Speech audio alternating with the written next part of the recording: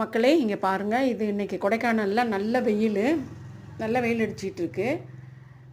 ஆனால் இங்கேருந்து பார்த்தா எங்களுக்கு சிட்டிவிலேருந்து பார்த்தா தேனி மாவட்டம் அப்படியே தெரியும். பெரியகுளம் வைகை டேமு அப்படியே தெரியும். இங்கே பாருங்கள், அந்த தேனி மாவட்டத்தையே மூடி பனி இருக்குது பாருங்கள்.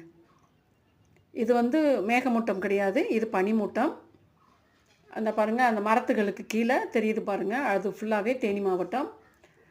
ஃபுல்லாக வைகை டேமு, காற்றாடி தொழிற்சாலை எல்லாமே தெரியும். இங்கே பாருங்கள், சுத்தமாக மறைஞ்சிருச்சு. இங்கே பாருங்கள், கொடைக்கானலில் எவ்வளோ அழகாக வெயில் அடிக்குது. அதை ஒட்டி இருக்கிற தேனி மாவட்டம் இங்கே பாருங்கள், ஃபுல்லாகவே பனியால் மூடி இருக்குது. இது கிட்டத்தட்ட ஒரு 10 மணி வாக்குலமையுமே இந்த மாதிரி மூடி தான் ஃப்ரெண்ட்ஸ் இருந்துச்சு.